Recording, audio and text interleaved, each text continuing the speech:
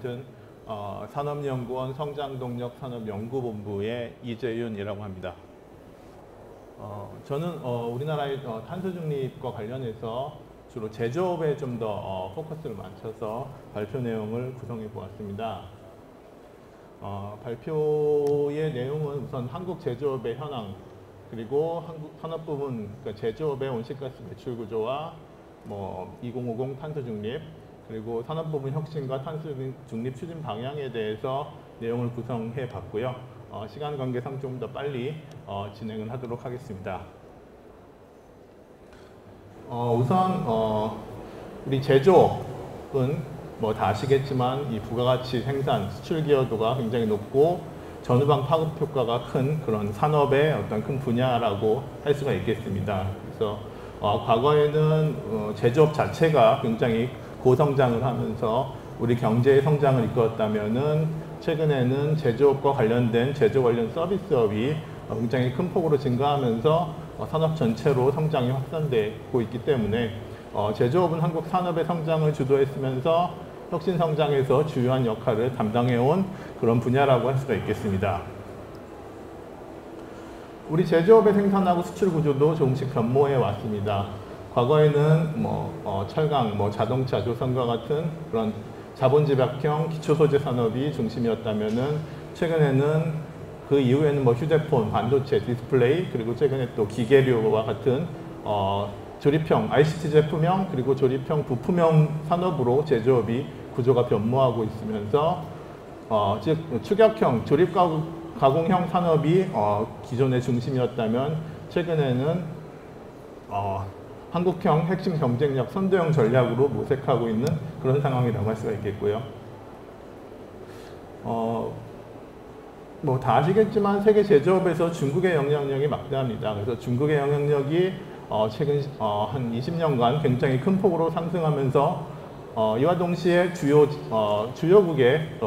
제조업 비중은 축소돼 왔지만 그럼에도 불구하고 우리나라 한국의 부가가치와 세계 생산 점유율은 안정적으로 유지되어 왔다고 할 수가 있기 때문에 그런 그 세계 제조업에서의 그 위상은 계속적으로 유지되고 있다라고 볼 수가 있겠고요. 이러한 것이 세계 유엔 산업개발기구 유니도에서 발표한 세계 제조업 경쟁력 지수에서도 반영되고 있습니다. 그래서 한국의 제조업 경쟁력 순위는 과거부터 지금까지 꾸준히 증가하고 있고 2018년 기준에서는 152개국 중에서 독일, 중국에 의해서 세계 3위의 수준으로 평가되고 있습니다.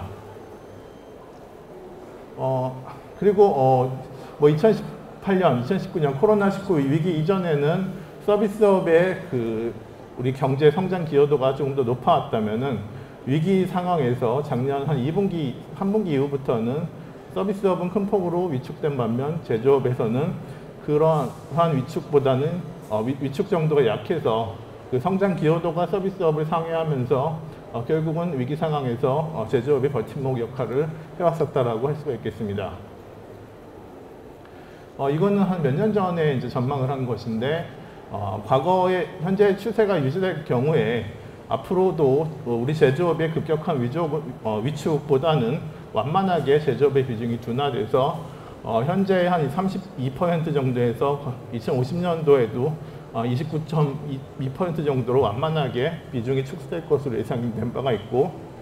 온실가스 다배출 산업이죠. 제조업 중에서 철강, 화학, 시멘트, 반도체 같은 그런 온실가스 다배출 산업의 제조업 내 비중 역시 40% 정도의 비중을 유지하면서 성장을 뒷받침할 것으로 예측된 바가 있습니다. 우리 제조업의 큰 위험 요인이면 당연히 중국이라고 할 수가 있겠습니다. 여기 아래 표를 보시면은 대부분의 산업에서 중국과의 경쟁 구도가 굉장히 심화되고 있으며 위에 그래프가 나타내는 바는 앞으로 중국의 중국제조 2025와 같은 중국의 혁신 성장 전략에 따라서 가장 위협도가 큰 국가로 한국이 지목된 바가 있을 정도로 앞으로 다가올 중국과의 경쟁 심화가 우리 제조업의 큰 위험 요인이라고 할 수가 있겠고요. 현재는 우리 제조업의 하드웨어나 생산 경쟁력은 굉장히 양호하다라고 평가되고 있는 반면에 앞으로는 향후에는 이제 급격한 기술 전환, 그다음에 수요 변화가 예상되기 때문에 이에 대한 대응 역량이라고 할 수가 있는 소프트웨어, 서비스 융합 경쟁력이 다소 상대적으로 취약한 것으로 평가되고 있어서 이 부분에 있어서의 경쟁력 강화가 중요하다고 할 수가 있겠습니다. 여기까지가 우리 제조업과 관련된 간략한 설명이라고 할 수가 있겠고요. 다음은 환경과 관련된 이슈로 넘어가서 뭐 다 아시겠지만 저탄소, 친환경 사회 그리고 지속 가능한 성장에 대한 요구가 강화되고 있는 그런 상황이라고 할 수가 있겠습니다. 2050년 탄소 중립이 그 글로벌 주요 의제로 작년 말부터 급격하게 부상되었고, 뭐 앞에서도 이미 설명된 바와 같이 EU 주도로 탄소 중립이 적극적으로 추진됐고, 미국에서 뒷받침하면서 그리고 중국마저도 작년 하반기에 2060년 넷제로를 선언을 하면서 우리 역시 선언하지 않을 수 없는 그런 상황이었다라고 할 수가 있겠고요. 그래서 이 아래의 내용도 이미 설명됐을 것으로 예상이 되는데 2050년 탄소 중립 달성을 위해서 2050년뿐만 아니라 현재 우리가 제출된 바가 있는 2030년도의 그 온실가스 감축 목표 역시 더 상향돼야 된다라는 그런 각국의 그 의지가 계속적으로 표명되고 있고요. 그렇기 때문에 2030년도에 온실가스 감축 목표 상향이 상향을 예상할 수가 있겠고, 그렇기 때문에 2050년도의 탄소 중립이 어떤 먼 미래의 일이 아니라 우리한테 앞으로 굉장히 가까운 거리에서 영향을 미칠 수 있는 중요한 이슈라고 할 수가 있겠습니다. 이것도 알려진 바와 같이 그 탄소 국경 메커니즘, 탄소 국경 조정 메커니즘, 그 온실가스 배출에 대한 국가 간 감축 의욕 차이를 보정하는 그런 무역 제한적 조치가 점차 확산되고 있고, 확산될 움직임이 지금 관측되고 있고요. 그렇기 때문에 이 탄소 국경 조정 메커니즘으로 통상 산업이 점점 같이 연계돼서 이슈화되고 있다라고 할 수가 있겠고, 지금 그 탄소 국경 조정 메커니즘을 적극적으로 추진하고 있는 EU에서 어떤 형식으로 이걸 할 것인가, 뭐 수입 관세로 할 것인가, 탄소세를 부과할 것인가, ETS로와 연계할 것인가와 같은 그런 구체적인 방안은 나오지 않았지만 올 7월에 발표될 것으로 지금 예상이 되고 있습니다. 그러한 상황 하에서 이 아래의 표를 보시면은 OECD 통계 기준으로 보았을 때 우리나라는 탄소의 순수 출국으로 분류될 수가 있기 때문에 이 탄소 국경 조정 메커니즘의 영향을 이제 본격적으로 미친다고 했을 때 우리 역시 적극적으로 대응해야 될 필요가 있다라고 볼 수가 있겠습니다. 각국 정부뿐만 아니라 민간 차원에서도 이 아래 표에서 보실 수 있듯이 글로벌 주요 기업 역시 자체적으로 2030년 또는 2050년까지 그 신재생 에너지를 적극적으로 사용하겠다라고 이미 공표한 바가 있고, 이런 그런 어떤 움직임들이 타 기업들한테도 점차 확산하도록 이제 강요되고 있는 그런 분위기가 점점 조성되고 있기 때문에 이 민간 차원에서의 저탄소 전환 압력 역시 굉장히 증가되고 있는 그런 시점이라고 할 수가 있겠습니다. 이건 뭐 주요국 산업 부분에서 저탄소화 전략은 이미 앞에서 설명했기 때문에 간략히 넘어가면요. 우선 산업 부분, 즉 제조업의 저탄소를 위해서 주요국에서는 에너지 효율성 향상, 그리고 에너지 전환, 그리고 순환 경제를 강조하면서 동시에 혁신, 공정제품 등에 대한 과감한 투자와 산업화 전략을 제시하고 있습니다. 우리나라 역시 마찬가지로 다음과 같이 탄소 중립을 선언하면서 이 환경부에서 최근에 나온 자료인데 2050년도에 탄소 중립 비전을 보시면은 우선 첫 번째 비전이 탄소 배출 제로겠죠. 그래서 탄소 배출 제로의 비전을 위해서 경제 구조의 저탄소화와 관련된 과제로서는 이 에너지 전환, 탈탄소 산업 구조, 미래 모빌리티, 탄소 중립, 도시 건물, 농축산 식품 부문 관리, 폐기물 제로 순환 경제, 산림 등 흡수원 관리 등을 주요 과제로 제시하고 있고요. 그와 동시에 이 신유망 저탄소 산업 기술 생태계 조성을 통해서 탄소 중립을 추진하면 탄소 배출 제로를 추진하면서 경제 성장까지 달성하겠다라는 그런 비전이 지금 그 비전이 두 번째 비전이라고 할 수가 있겠고, 세 번째는 이러한 과정 속에서 취약산업과 계층을 보호하고 지역 공동체 중심의 기후 탄력성을 강화시켜서 포용사회 구현까지 하겠다는 것이 우리나라 현재까지 발표된 그 2050년 탄소 중립의 비전이라고 할 수가 있겠고요. 물론 여기서 보시면은 이 탄소 배출 제로, 2050년도에 탄소 배출 제로라는 목표 자체도 굉장히 도전적인 목표라고 할 수가 있겠는데, 이를 탄소 배출 제로를 추진하며 달성을 하면서 그와 동시에 경제 성장까지 우리가 달성을 하기 위해서는 어떤 새로운 그린 산업의 육성뿐만 아니라 기존 산업이 저탄소 또는 무탄소로 전환되면서 동시에 경쟁력을 잃지 말아야 될 필요성도 있을 것이라고 보고 있습니다. 그래서 이를 위해서 제도적으로 거버넌스, 그다음에 재정, 금융, 기술개발 혁신, 대외소통, 국제협력 등의 제도적 기반을 강화하고 이를 위해서 현재 이미 거의 마무리 단계에 있습니다. 그래서 2050 탄소 중립의 시나리오가 올 6월 중으로 마무리돼서 공표될 것으로 보고 있고, 하반기에는 2030년 NDC의 상향이 확정돼서 아마 그것도 역시 공표될 것이라고 보고 있고, 내년부터는 이러한 올해의 그 탄소 중립과 관련된 그런 작업들이 국가의 계획과 법령에 반영될 것으로 보고 있습니다. 탄소 중립 사회의 미래산과 핵심 과정을 보시면은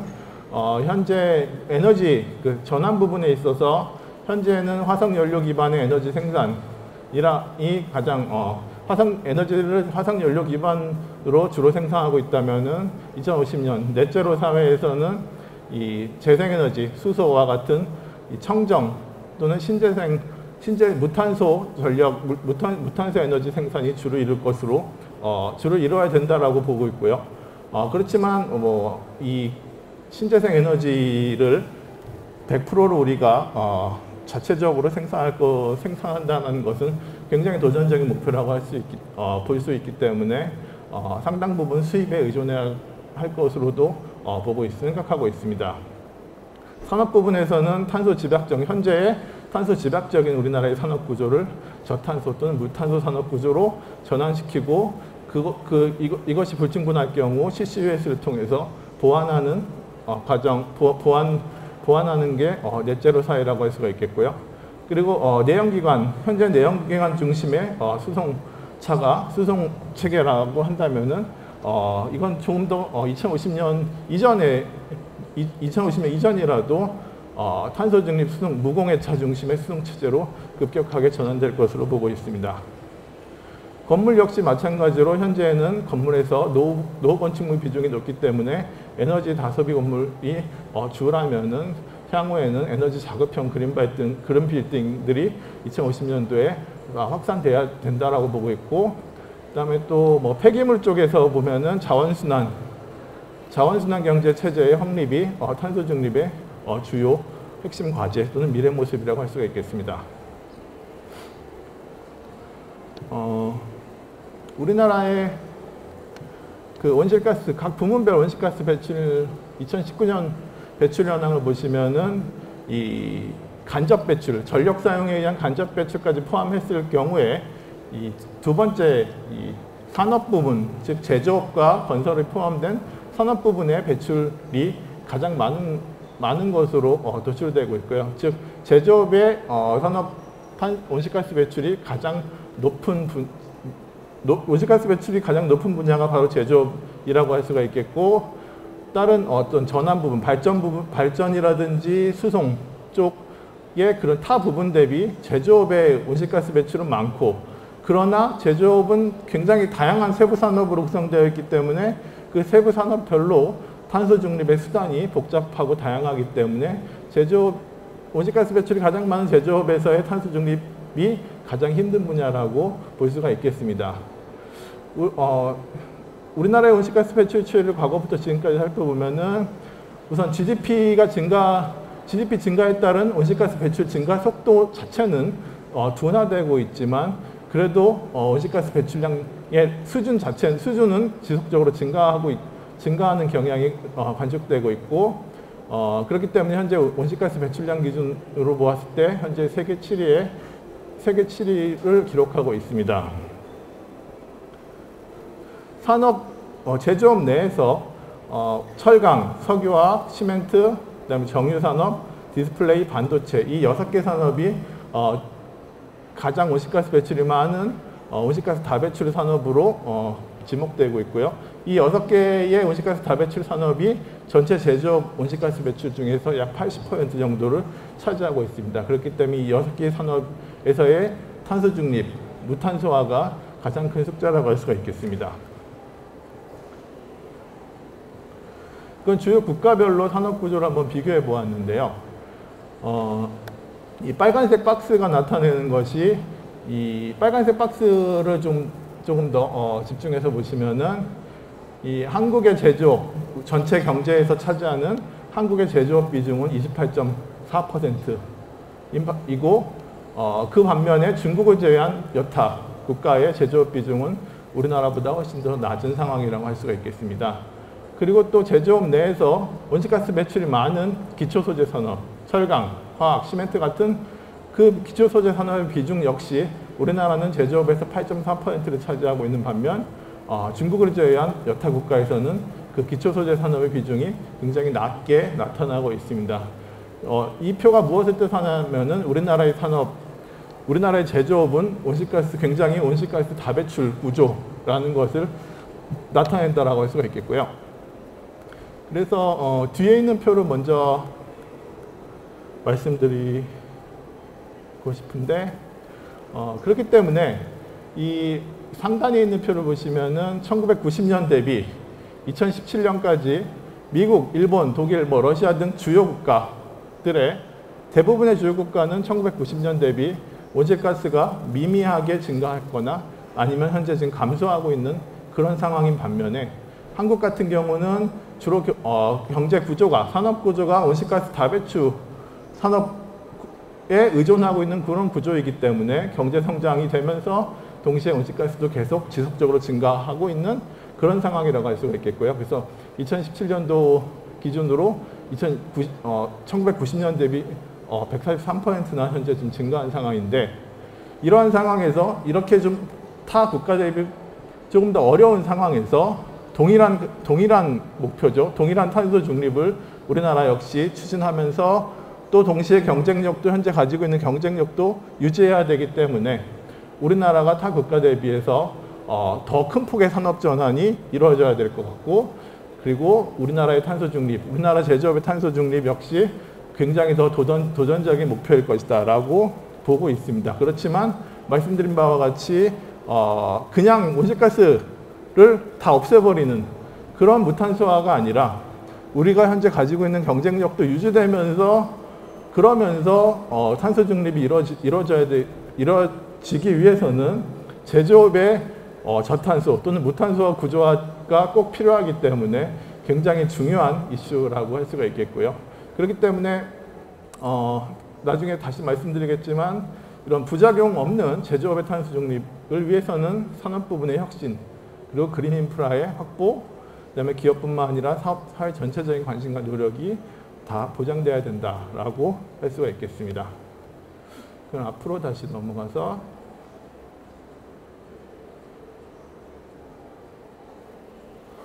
다음의 내용은 현재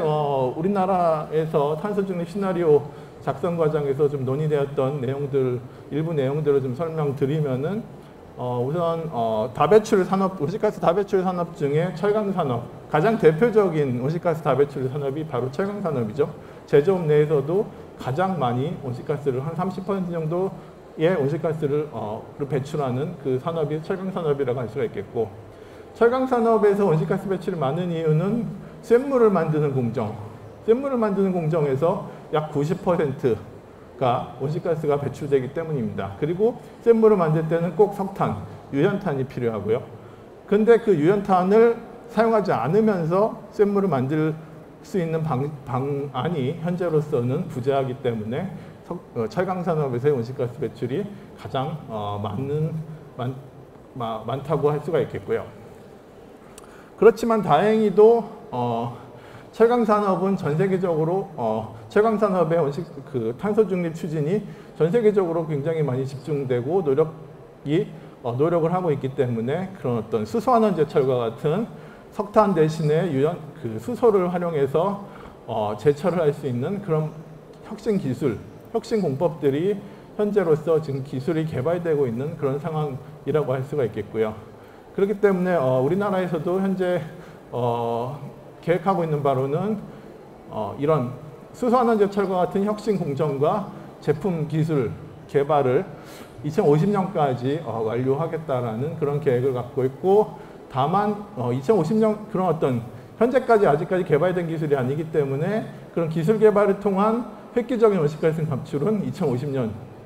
정도에 할 수 있는 그런 장기적인 목표라 할 수가 있겠고, 그럼 그 2050년 이전에는 뭘 해야 되느냐? 그 전에는 기존에 갖고 있는 설비를 가지고 더 효율성을 강화해서 에너지 효율성을 더 높이고, 또 그 철강을 만드는 방식이 고로, 용광로 방식과 전기로 방식이 있는데, 이 전기로를 통해서 생산하는 그런 비중을 더 확대하는 그런 산업구조의 전환도 단기적으로 추진돼야 될 이슈라고 보고 있고요. 그리고 이건 세계에서 지금 세계 IEA에서 나온 자료인데, 철강 산업의 온실가스 감축이 워낙에 중요하고 다만 그게 어렵기 때문에 결국에는 이 건물 수명 연장 또는 뭐 경량화 아니면 철을 덜 쓰는 방식과 같은 소비 감축 전략도 굉장히 많이 논의되고 있습니다. 그래서 이에 대응하기 위해서 철강 산업 역시 그런 어떤 경량화 또는 고부가 가치화와 같은 산업구조 전환, 산업 전환도 많이 준비해야 될 것으로 보고 있고요. 즉 2050년도까지 산업이 고부가치화되고 산업구조 전환도 보다 더 어떤 석탄을 덜 쓰는 방향으로 전환되고, 그다음에 이 수소환원제철 같은 그런 획기적인 기술이 도입된다고 보았을 때 우리가 가지고 있는 현재 이 고로 방식의 경쟁력을 다 포기하고 새롭게 시작해야 되는 그런 상황이기 때문에 굉장히 많은 어떤 혁신 또는 준비 과정이 예상되고 있습니다. 시멘트 산업 역시 마찬가지로 주요 온실가스 배출이 원료인 석회석 사용해서 발생합니다. 발생을 하고 있고, 다만 이 시멘트 산업은 철강 산업보다 조금 더 어려운 게 이 석회석을 사용하지 않고 다른 대체 물질로 시멘트를 만들 수 있는 방식이 현재까지는 전 세계적으로도 나타나고 있지 않습니다. 그렇기 때문에 현재까지의 계획으로는 이런 석회석 대체 물질을 개발하는 것은 지속적으로 해야 되는 과제이긴 하겠지만, 현재로서는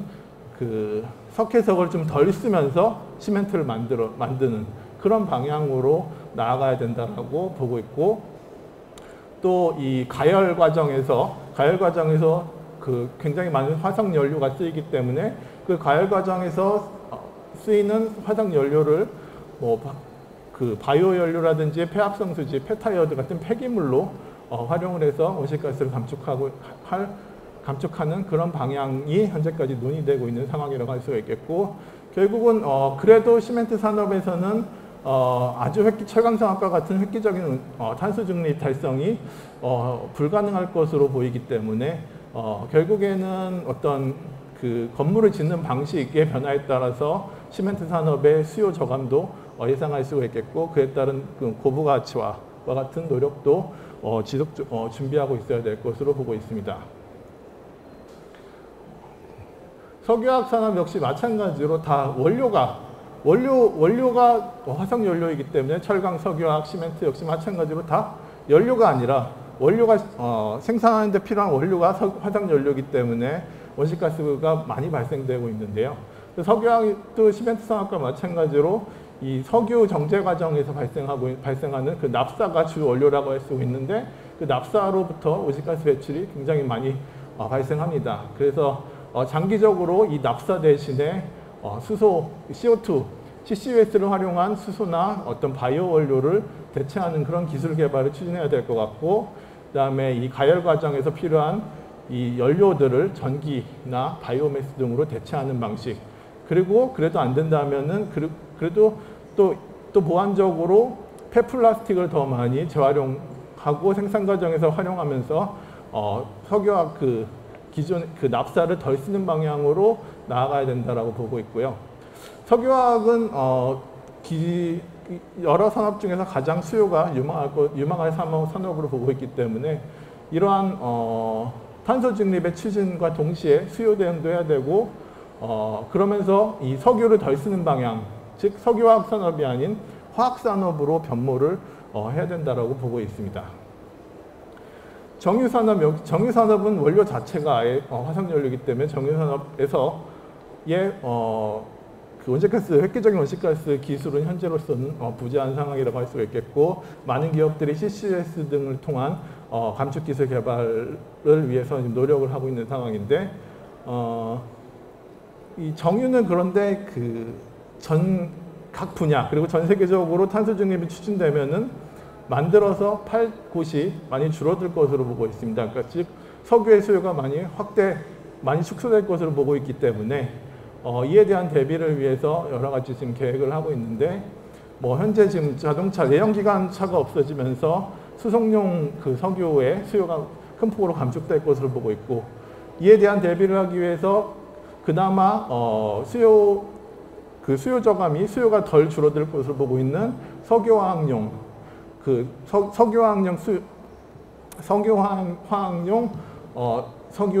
석유 쪽으로 좀 더 많이 생산 비중을 확대하고 국내에서의 수입을 대체하고, 그다음에 개도국 쪽으로 좀 더 수출을 많이 확대해서 급격한 생산 위축을 방지하고자 노력하고 있습니다. 반도체, 우리 경쟁력이 가장 큰 반도체 산업 같은 경우에는 전력을 굉장히 많이 사용합니다. 그래서 전력 사용에 의한 온실가스 배출이 가장 크고, 또 식각 공정이란 증착 공정 과정에서 여러 가지 공정 가스가 필요하기 때문에 이에 기반한 온실가스 배출이 굉장히 많은데, 현재 문제는 그러한 대체 가스에 대한 기술이 현재 부재한 상황이기 때문에 장기적으로 전기를 조금 더 덜 쓰는 에너지 효율화, 그리고 반도체는 우리나라가 가장 선진국이기 때문에 표준을 대체 친환경 공정가스 개발에 대한 표준을 주도하면서 중국, 대만과 경쟁하면서도 온실가스 탄소 중립을 추진해야 되는 그런 도전적인 목표가 요구될 것 같습니다. 그래서 그 외에 다른 산업, 수송이나 일반 기계 같은 경우에는 자체적으로 온실가스 배출은 많지 않지만 어떤 기계도 이제 친환경 고효율 산업, 고효율 기계를 개발하고, 수송도 조선 같은 경우에도 가스 수소 운반선 같은 그런 타 분야를 지원하는 타 분야의 탄소 중립을 지원하는 그런 품목의 개발이 요구된다라고 할 수가 있겠고요. 그래서 지금 시간 관계상 주요 이슈와 과제를 보시면은, 우선 이러한 지금 말씀드린 그런 계획들이 굉장히 어려운 그런 목표이기 때문에 우선적으로 가장 중요한 것은 생산이라든지 경쟁력 저하를 방지하면서 탄소 중립을 달성하는 것이기 때문에 혁신 기술의 개발을 위한 대대적인 투자가 이루어져야 될 것 같고, 기존 설비들을 많이 없애야 되기 때문에 그에 대한 어떤 금융 지원, 조세 지원이 필요한 것 같고, 그리고 또 그린 에너지, 그린 수소의 충분한 공급, 그다음에 적정 가격의 확보가 또 하나의 또 중요한 과제라고 할 수가 있겠고, 그다음에 자원순, 우리나라에서 가장 취약한 자원순환 분야의 어떤 체계를 마련하고, 그리고 일단 산업 부문의 온실가스 감축의 주체는 기업인데, 기업에서도 이를 규제로 대응하지 않고, 그다음에 정부에서도 무조건 강요하지 않고 서로 굉장히 많은 소통을 통해서, 그리고 또 중복 규제 같은 것들을 많이 제거하면서 기업 자체적으로도 굉장히 탄소 중립을 적극적으로 추진하는 그런 유인 체계 마련도 중요할 것으로 보고 있습니다. 예, 이상이 여기까지 준비한 발표 내용이었습니다. 네, 고맙습니다.